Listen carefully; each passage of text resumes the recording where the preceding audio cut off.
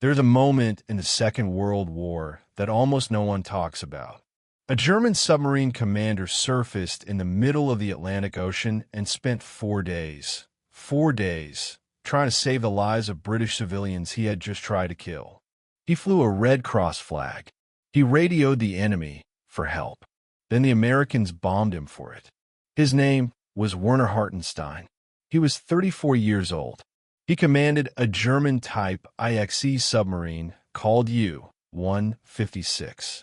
He had already sunk 19 Allied ships, over 96,000 tons of shipping. He wore the Knight's Cross at his throat.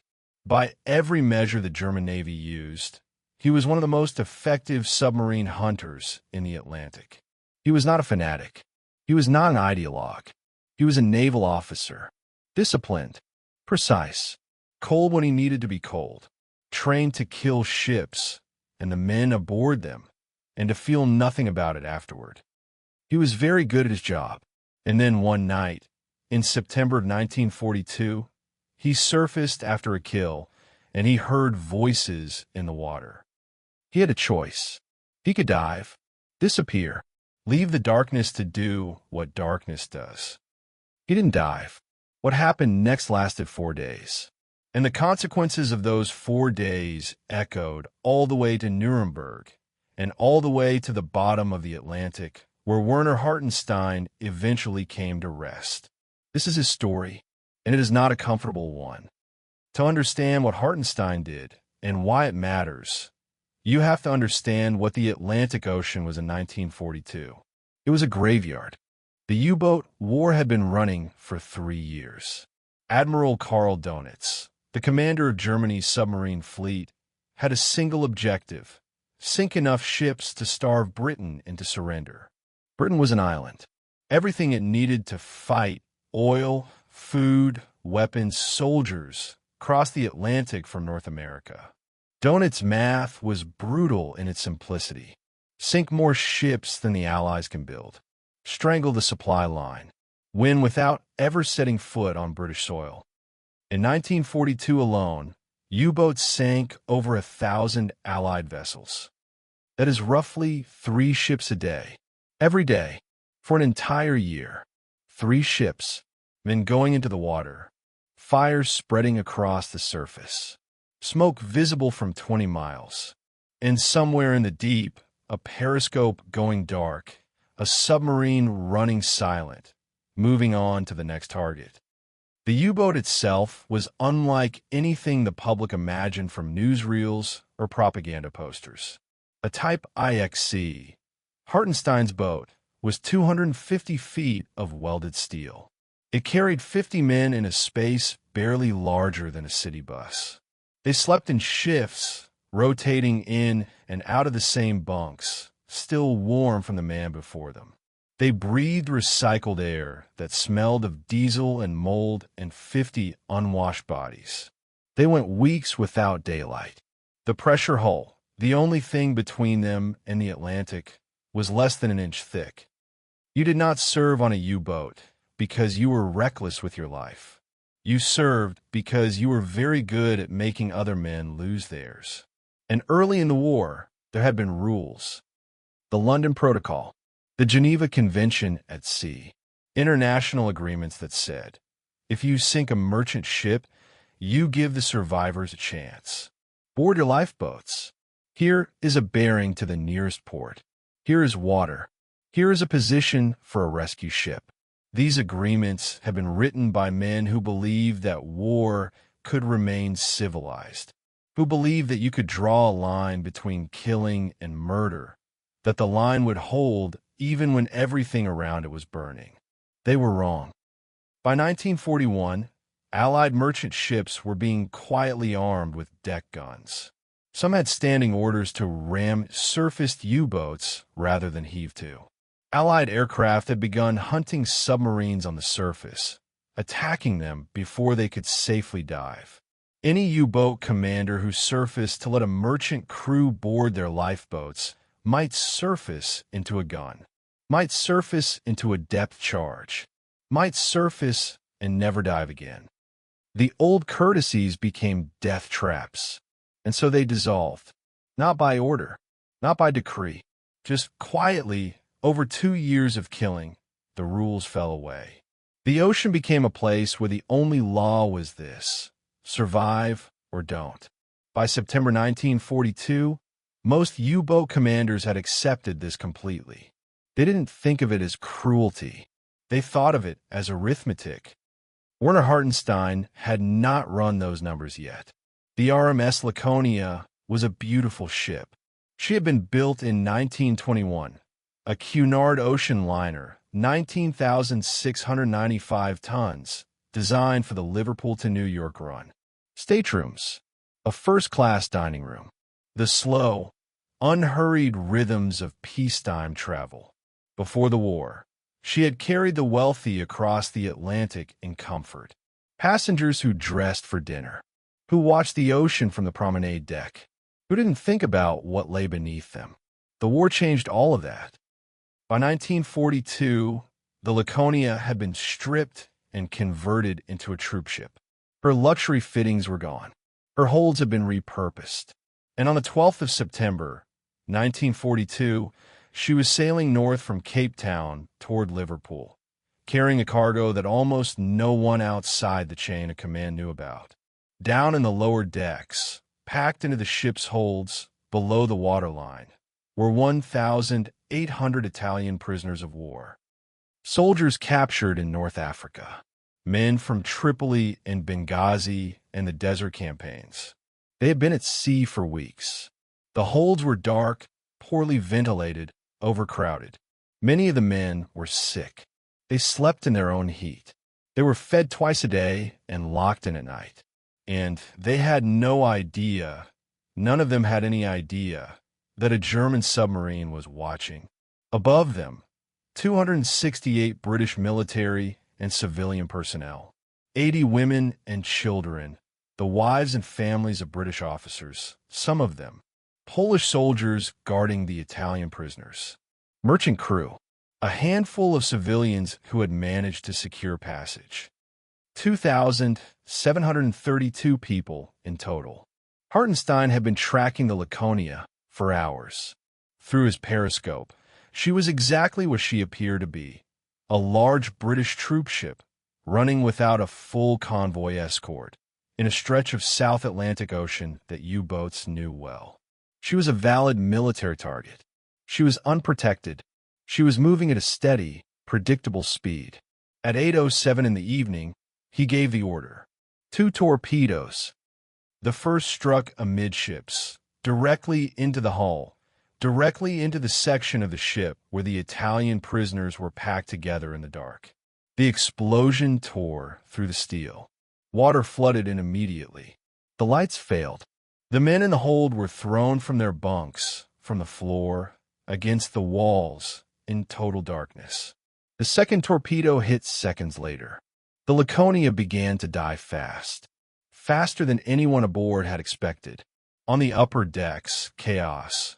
Lifeboats being swung out, some successfully, some tangled in their davits, some spilling their occupants into the dark water below.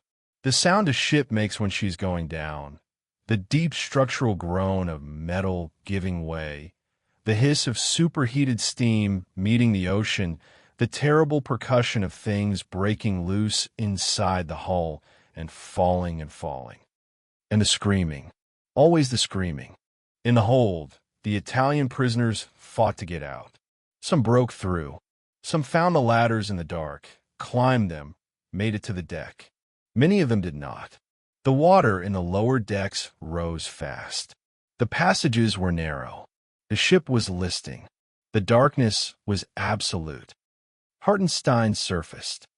Standard procedure after a confirmed kill: come up, assess the damage, confirm what you've hit, collect any intelligence, then dive and move on. A routine that every U-boat commander had performed dozens of times.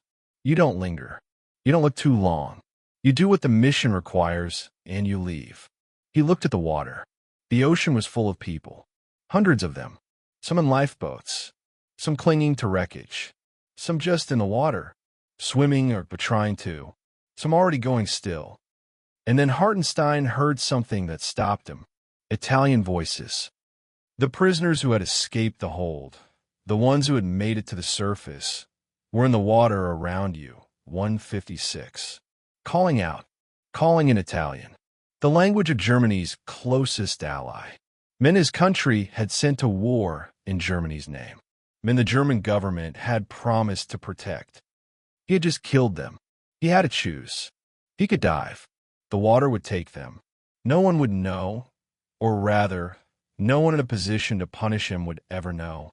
The U-boat war had no witnesses. That was part of the design. He didn't dive.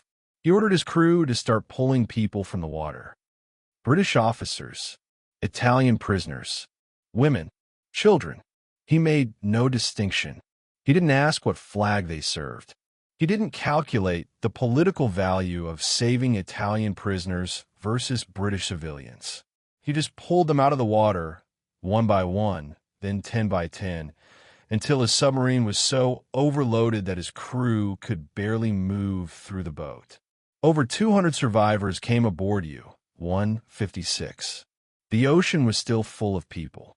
Hartenstein sent a message to Donitz, reporting the sinking and the situation. He had hit the Laconia, she was gone, and he had several hundred survivors aboard, including Italian prisoners. Donitz's response surprised people then, and it still surprises people now. The admiral, the man who had built the tonnage war from nothing, who had made the Atlantic into a killing field, authorized the rescue. He diverted 3 more submarines to Hartenstein's position. U-506, commanded by Erich Werdman. U-507, under Haro Schacht, and the Italian submarine Capellini, commanded by Marco Revedin, an Italian officer who would later write one of the most detailed accounts of what happened in those 4 days. For submarines converging on the same patch of South Atlantic to save the lives of people they had spent years trying to kill. But Hartenstein didn't wait for them. He did something that no U-boat commander had ever done. Not once in 3 years of war. Something so audacious, so genuinely strange, that the radio operators who received it on the Allied side initially assumed it was a trap. He picked up his radio. He composed a message in plain English. He broadcast it on an open international frequency, a frequency that every Allied warship in the Atlantic could monitor. The message read, "If any ship will assist the shipwrecked Laconia crew, I will not attack her, provided I am not being attacked by ship or air forces." I picked up 193 men, 4 degrees, 52 south, 11 degrees, 26 west. German submarine. Let that settle for a moment.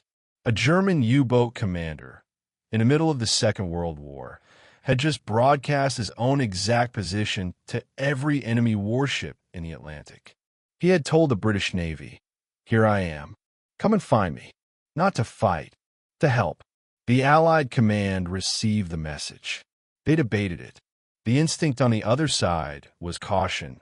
Some commanders suspected a ruse. A U-boat using shipwreck survivors as bait to lure in a rescue vessel. It wasn't an unreasonable suspicion. The war had made everyone careful about gestures of mercy. No Allied ships came. Not right away. So Hartenstein waited. He rigged lifeboats to U-150 Success hull with tow ropes, a long line of them, stretching out behind the submarine as it drifted. His crew took on more survivors. The boat, designed for 50 men, was now carrying over 200 additional people. Survivors slept on the deck, in the torpedo room, on the floor of the control room. There was no space left. There was barely air to breathe. His crew gave them food. Their own food, the carefully rationed supplies meant to sustain 50 men for a 7-week patrol. They gave it to strangers. They gave them water. They gave up their own bunks. And then something happened that even the darkest version of this story can't take away.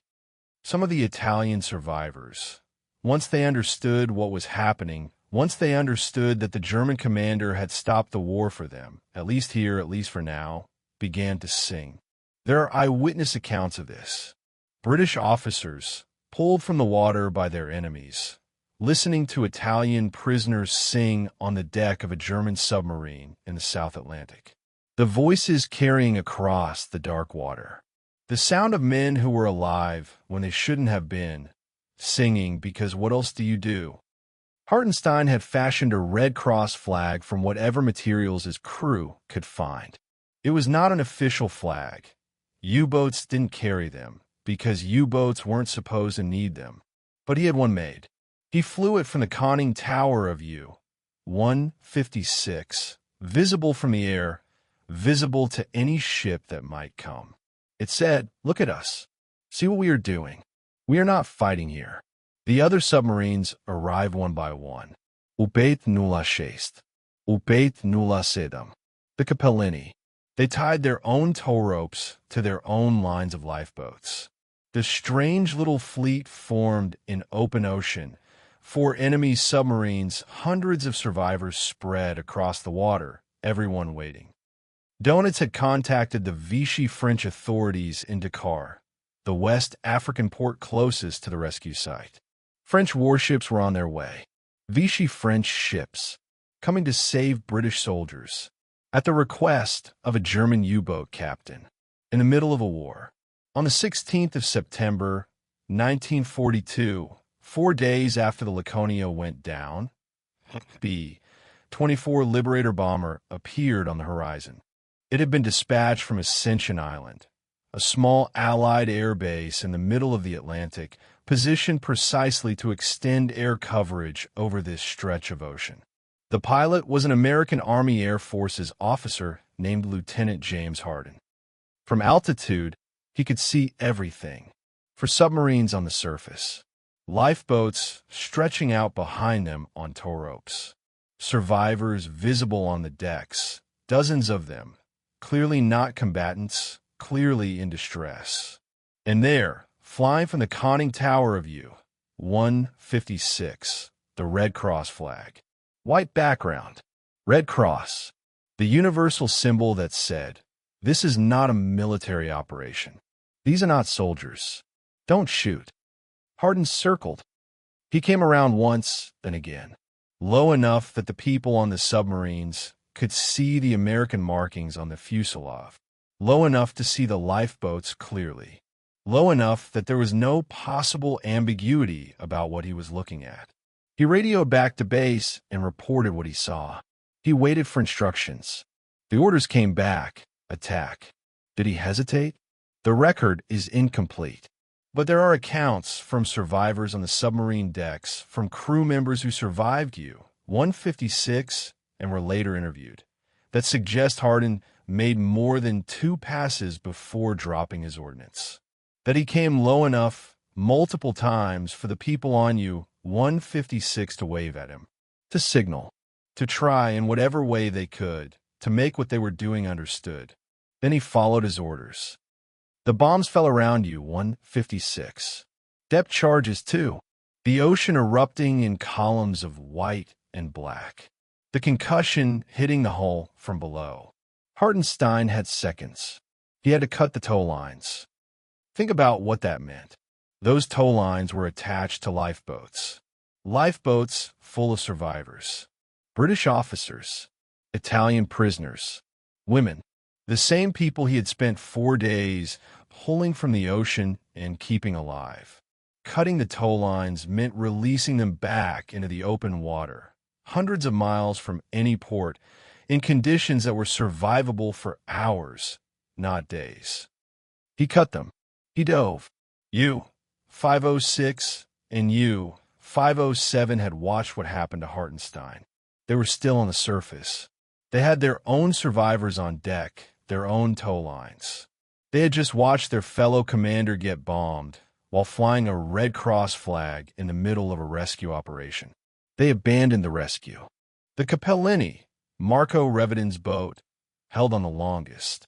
He kept pulling people from the water even after the bombing. Revedin's account of that afternoon is one of the most haunting documents to come out of the entire incident. The chaos on the surface, the impossibility of saving everyone, the arithmetic of who gets pulled in and who gets left. He wrote that there came a moment when the Capellini was so overloaded that the deck was nearly awash, that any more weight and the boat itself would be at risk. Then the Capellini dove to. The French ships eventually arrived. The warship Gloire and 2 sloops, dispatched from Dakar as Donitz had arranged. They found what was left, survivors still in lifeboats, men who had been in the water since the bombing, since the submarines cut their lines and went deep. The final count, 1,619 dead. 1,113 survived. Many of the survivors were alive because Hartenstein had refused to dive on the night of September 12th, because he had pulled them from the water when no one was watching and no one would have blamed him for leaving them there. And many of those who died after September 16th, after the bombing, after the submarine's dove, were dead because a pilot had followed an order. Harden was not punished. He had followed his orders correctly. He had attacked an enemy submarine. That he had done so during a rescue operation under a Red Cross flag with visible civilian survivors on deck.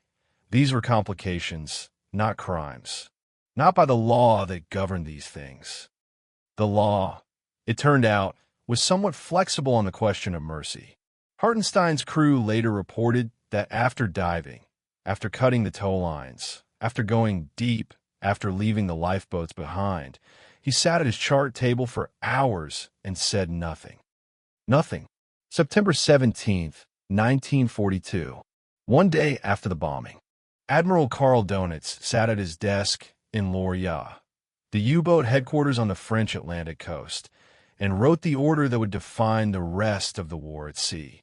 The order befell 154, known to history as the Laconia Order, read in part, "No attempt of any kind must be made to rescue members of ships sunk, and this includes picking up persons in the water and putting them in lifeboats, righting capsized lifeboats, and handing over food and water. Rescue runs counter to the rudimentary demands of warfare for the destruction of enemy ships and crews." Read that slowly. Not just, don't rescue survivors. Don't right the capsized lifeboats. Don't hand over food. Don't hand over water. Don't do anything that might allow an enemy sailor to stay alive. Donitz sent it to every U-boat in the fleet. Here's the thing about the Laconia Order that history tends to glide over too quickly. It was not the product of cruelty. It was the product of calculation. The same calculation Hartenstein had refused to run, except Donitz ran it for 50 submarines, not one. The logic was airtight, and it was monstrous. Hartenstein had surfaced to rescue survivors. He had been bombed for it. If U-boats surfaced to rescue survivors, the Allies would attack them. If U-boats were attacked on the surface, they would be lost. U-boats were irreplaceable. The Battle of the Atlantic could be lost one submarine at a time. So, no more surfacing, no more rescue, no more mercy. The arithmetic was simple. The conclusion was one of the coldest things written on paper in the entire war. Here is the dark irony that the Laconia incident leaves you with. Hartenstein's mercy, the very act that saved over 1,000 lives, had triggered an order that would condemn thousands more to die in the Atlantic for the rest of the war. Every sailor who drowned in these waters after September 17th, every man who watched a periscope disappear without so much as a barrel of water thrown his way, he was dying in some small and terrible sense because of what Hartenstein had tried to do, not because of his cruelty, because of his kindness. Some U-boat commanders quietly ignored the order.